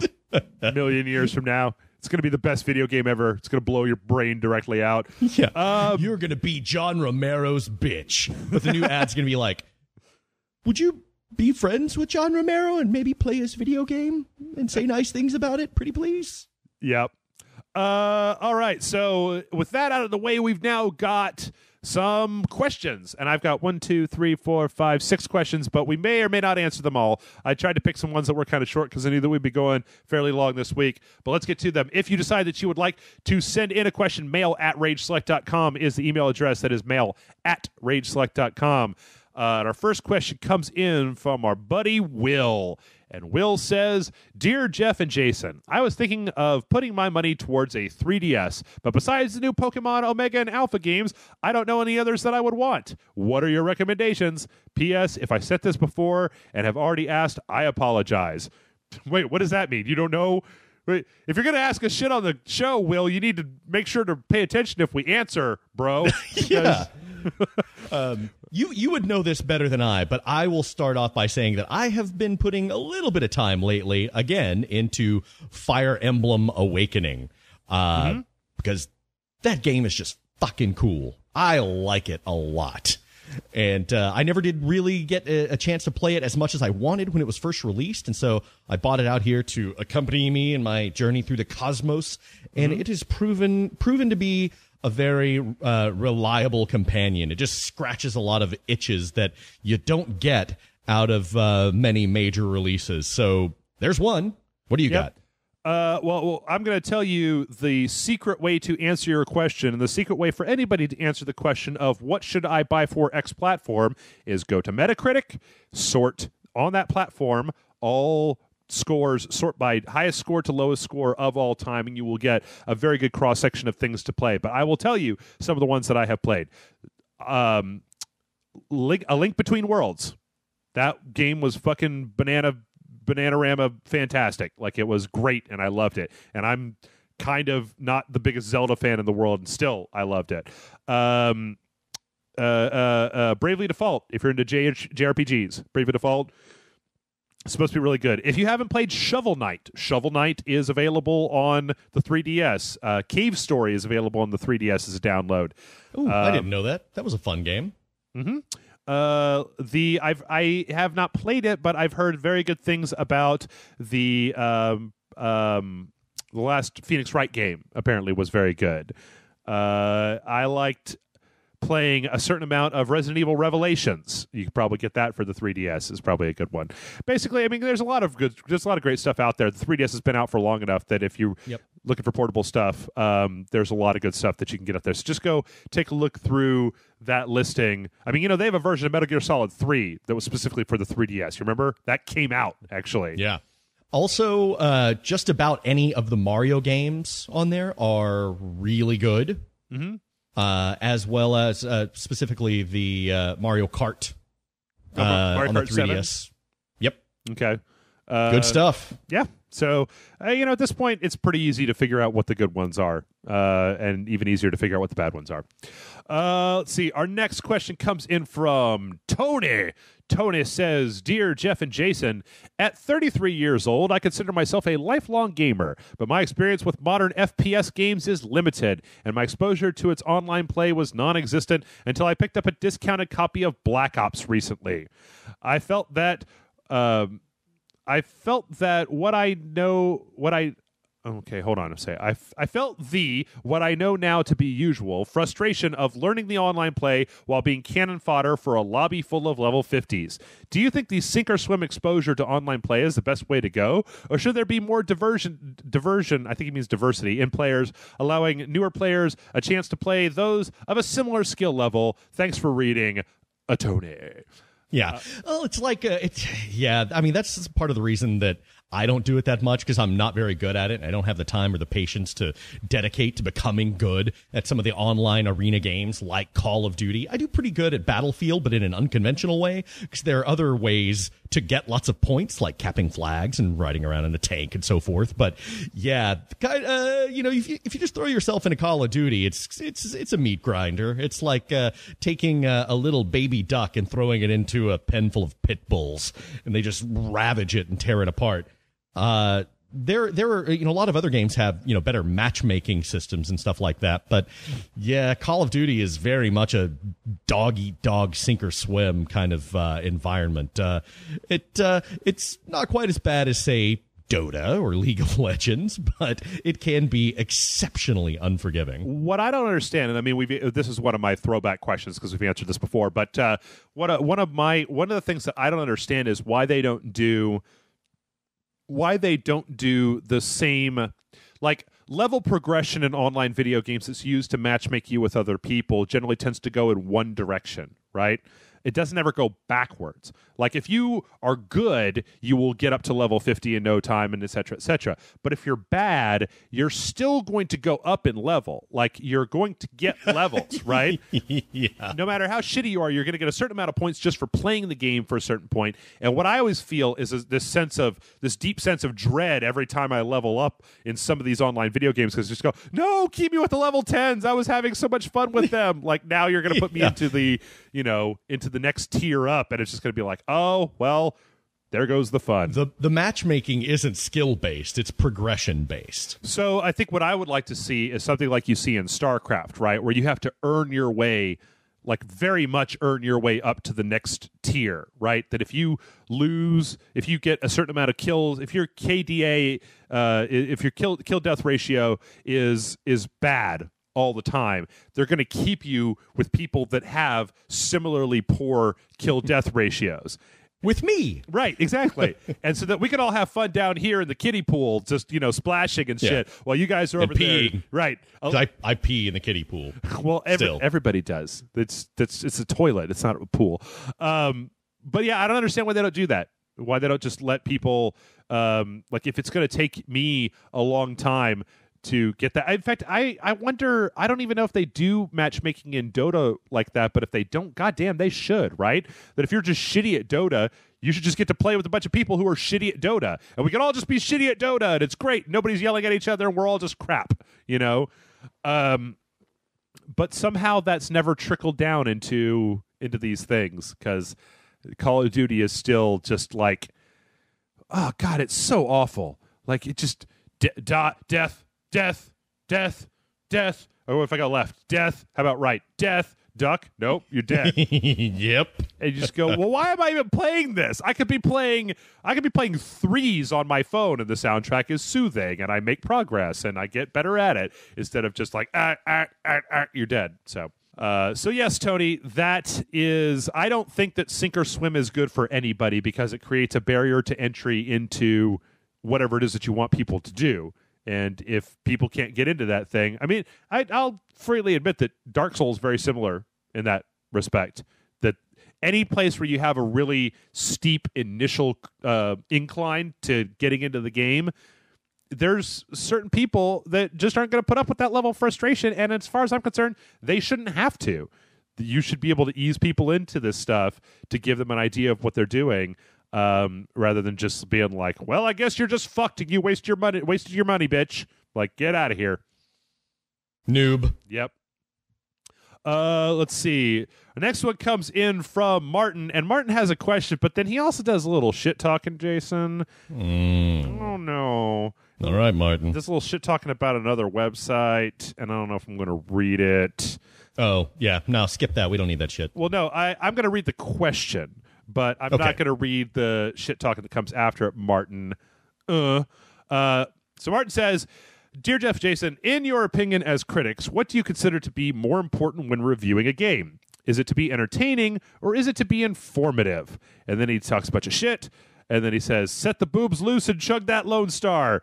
Martin, I don't know if he's talking about my boobs, or is he talking about other people's boobs? We don't have, most of the boobs on this website belong to people whose top you don't want to see off. I'm just going to say that right now. I hope you're not talking about my wife, because, I mean, you're going to have problems, son. No, but that would be a little weird if I was. So, I just retract that entire statement. Boobs, set the boobs loose, chug the Lone Star, whatever. All right, Martin's got a question about criticism.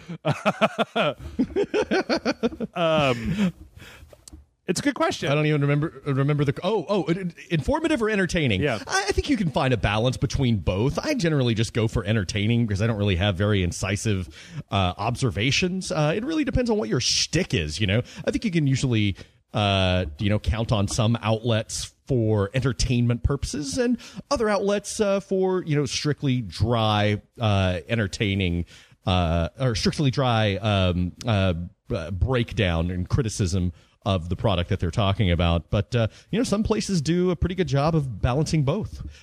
We try, but I'm not very good at it, so I just try to make with the funny and just be a jackass. Well, that's good because I try to make with the informative, mostly because one of the reasons when I got into doing reviews, and I know we haven't done that many reviews recently, it's mostly been because, like, working my ass off to beat some of these games has taken a back seat to maintaining the 6 billion shows that we're doing, apparently. But what I always thought was I would read a review of a game, right? And the review would be like, and, the pros descriptions of Max Payne's butthole were not as informative as maybe they should have been, or blah, blah, blah, blah. And I'm like, yeah, but okay, but what's the gunplay like? What's the gun? It's a rollicking adventure where children of all ages can go to. Yeah, but how does it feel when you're shooting the gun? How long are the load times? Does it look like shit? And you get into these. I feel like you get into a lot of criticism where people are. I always felt just pontificating. Well, it's like they're dancing. I guess there's a certain The hardest part for me as far as game reviewing goes is riding that line between like information and spoiler, right? Because there's some stuff where technically almost any review of a game is going to be somewhat spoilery because you're giving somebody information about something that they haven't experienced for themselves.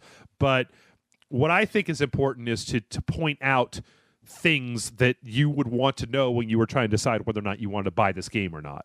And that to me is more like specifically for reviews is better information than you could have a movie review critic that sat you down and was just like, that movie was dumb because this is how it ended, and this is what happened in the middle, and this is what happened at the beginning, and you'd be like, oh yeah, I don't want to see that. I also don't need to see it because you've now told me everything about it.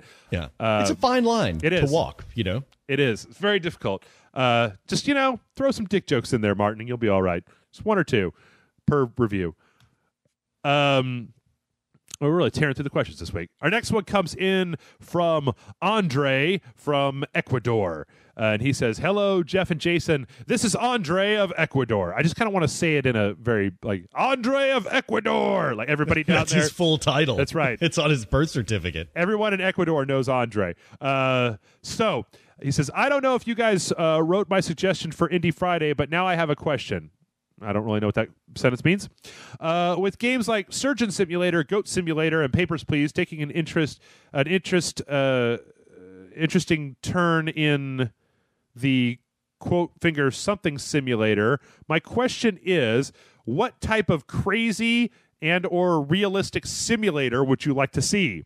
I personally would love to play a Kobayashi Maru simulator where the player learns what happens when you have sex with a mantis lady.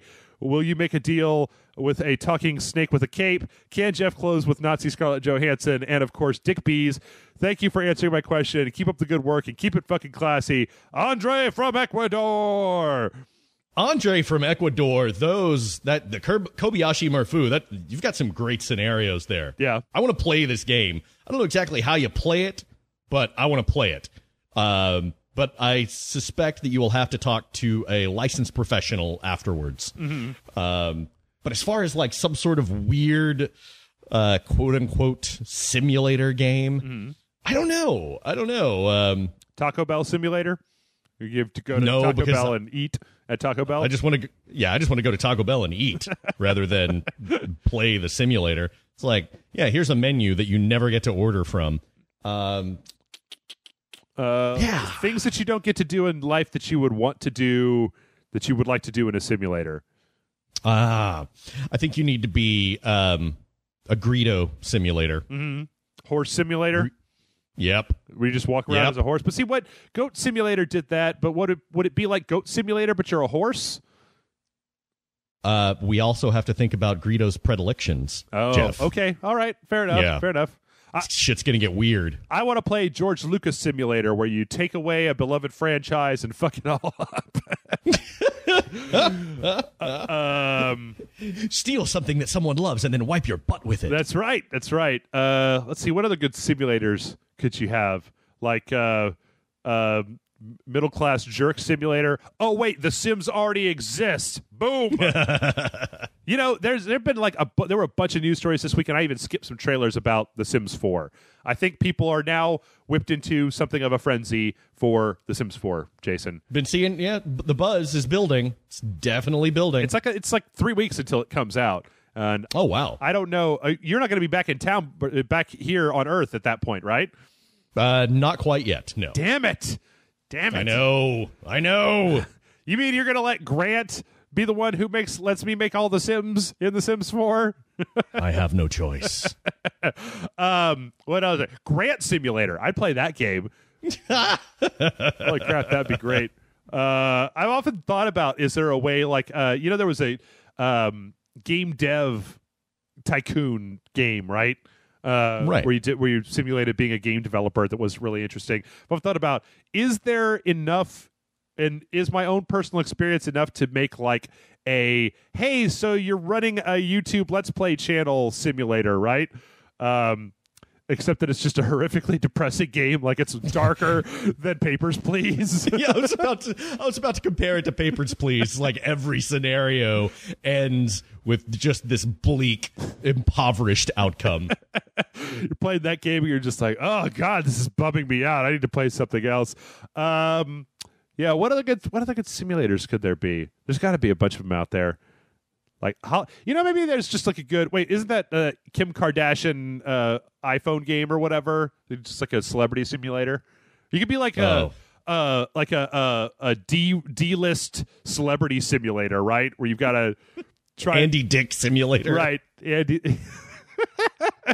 I think you could probably raise a Kickstarter to make an Andy Dick simulator. You just have to get Andy Dick to sign off on it, and as long as the Kickstarter made enough money, you could just pay him off. That would probably totally work, wouldn't it? I bet it would. Yeah. I bet it would. We could probably make this happen if we had enough time to follow through with it.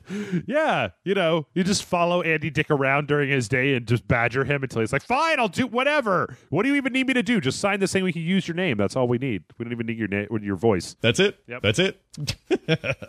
All right, so we got two more left, and this next one comes in from Paul from London. Paul says, hey, Jeff and Jason, I've been a long-time listener since the old loading bar days, and firstly, would like to thank you for the many hours of entertainment and education of the world of gaming. Are we? You're welcome, Paul. I don't think we're actually licensed educators, Paul. You shouldn't take what we say seriously. Tomato, tomato. Okay. In fact, I'm going to be starting a major role at one of the main video game publishers, and I credit much of my industry knowledge to your podcast. So in your honor, I will fight for my children to be named Dongacles, regardless of gender. Oh, my God. This is the greatest email we've received. Oh, Paul, I just imagine him like he's got a job at EA or whatever, and so his first day, he just kicks the front door, and he's like, what's up, bitches? Look at my dick. Like, ding dong. That's right. I learned everything I know from this one podcast. All right. My question for you this week is, with the inclusion of a commentary track in the remaster of The Last of Us, do you think that this is something that you'd like to see done for other games? And would there be any games you'd love to get a developer commentary done for, old or new? Would you like to see any other types of extras included that are normally associated with a movie, e.g. a variation on deleted / alternate scenes where players could have a go at playing a level in different ways that developers planned before the final version was implemented? Thanks, Paul from London.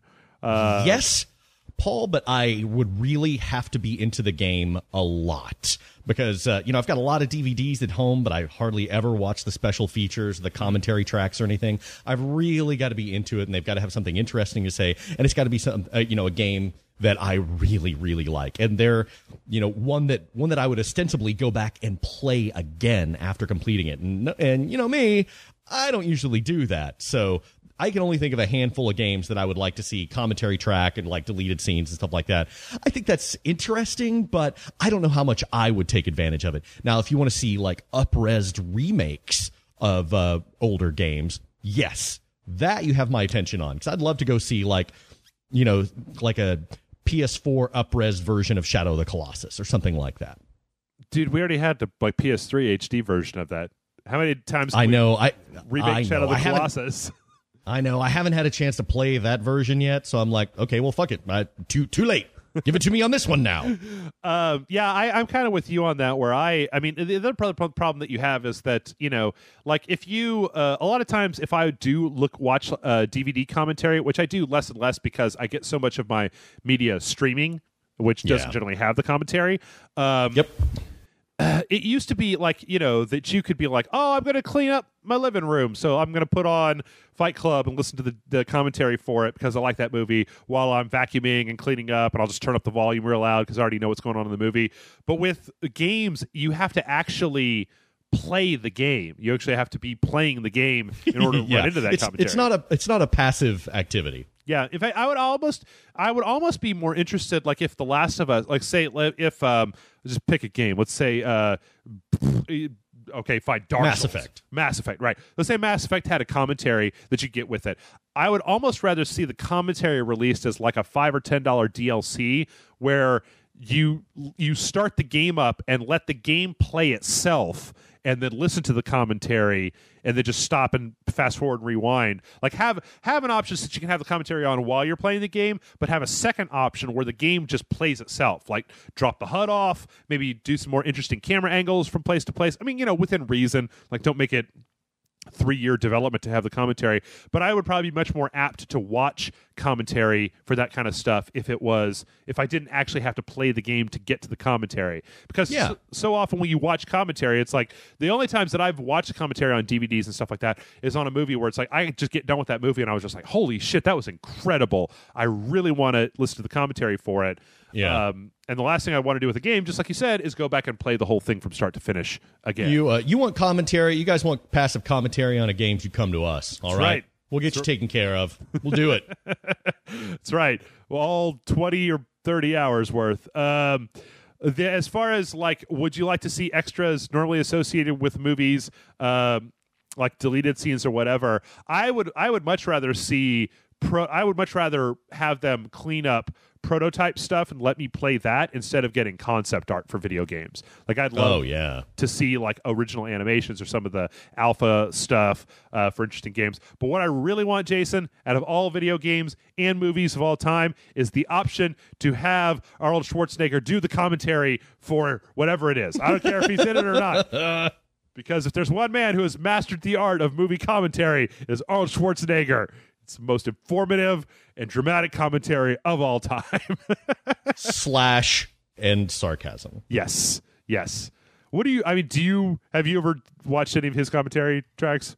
I tried. Yeah. Oh, just so bland. Yeah. It's like eating kale. It's just like, why am I doing this? Mm-hmm. All right. And with that, we have one more question coming in from Mitchell. And Mitchell has a very easy question. Dear Jeff and Jason, this is Mitchell, and I was wondering what Jason would prefer, an actual whiskey water park or a Batmobile from any comic, show, or movie or video game. Keep doing what you do and stay classy. Yes, it's Sophie's choice from Mitchell. Mitchell, no. Whiskey water park or any of the Batmobiles. Whiskey water park or any of the Batmobiles. Okay. Yeah. Okay. I've got it. Yeah. I had to weigh it in my head. Okay. Batmobile. It'd have to be a Batmobile because Whiskey Water Park, that would kill me. I would be dead. Batmobile probably would kill me. Knowing me, Whiskey Water Park definitely would kill me. Well, I think that when you think of the actual logistics of the Whiskey Water Park, Jason, like if you're going down the slide, like the water slide in the Whiskey Water Park, you probably have to keep your eyes closed the entire time or else there's going to give you whiskey directly into your eyeballs as you're going through the water slide, right? I've built up an immunity. I don't know what you've been doing with your time, but I'm fine when I get whiskey in my eyes. Oh, really? This is a skill. Was it just the number of drinks thrown in your face back in the old days, or like? I can actually see through walls now, and it's made me superhuman. I get whiskey in my eyes. Yeah, that's an upgrade. Okay. In fact, you just drink it through your eyes. You're just dribbling the cup directly into your eye socket so you continue to talk on the podcast. Oh, that was a trend a while back. People were actually doing that, and it was causing some serious problems. It is not recommended by the doctors of Rage Select. Dumping whiskey into your eyeballs? Yeah, people were like doing like like holding like vodka bottles and shit up to their eyes or something like that? No. And just like letting their eyeballs soak in it for like a quick drunk? No. Yeah. No. Yeah. No. It was happening. It was happening. What is wrong with people? Why can't they just get drunk? Like just drink it. Just get drunk, man. It's like you don't have to do stupid shit to get drunk. You get drunk, and then the stupid shit just happens. Right. Yeah. I mean, like it's how hard is it to just put beer in your mouth and then swallow it, and then repeat. Right, and then just do that a bunch of times, and boom, you're done. You're drunk. Congratulations. Bam. There it is. Of course, I read some stuff that said that the whole like vodka-soaked tamponing your butt thing, that was like 2 people did that shit, and then the media died. was just like, yeah, but this wasn't like an epidemic. This was just one of those like they got a hold of a story that a couple people did this, and then they were like, oh my god, it's an epidemic sweeping the nation. Everyone is putting whiskey in their eyeballs. That's why I don't know. Yeah. I don't know. Would you ever put whiskey in your eyes? No. Would you ever? I mean, what if there was like a? It's too delicious. It's too delicious, man. That's like washing your hair with a pizza. It's like, what's the fucking point, man? Oh man, that is a wonderful metaphor, full of depth and nuance, sir. Well, with that, folks, we are done this week. If we didn't get to your question and you still want to ask it to us, send it back again to mail@rageselect.com. If you just thought up a question that was not one that we've already answered, send it to mail@rageselect.com. If you just want to send me a pizza, email it to mail@rageselect.com or a gift certificate or whatever. And so we will be back in 7 days on next Sunday with yet another podcast. And until then, Jason, do you have any idea what part of Space you're to next? Are you going to take Brian's frozen scroll body with you, or is it just you just no? It's gone. Behind? It's adrift. Okay. Maybe our ships will pass again in the night, but for now, I got to fix this fucking navigational system and set course for somewhere because I can't be out here forever. Okay. All right, folks. We'll see you next week.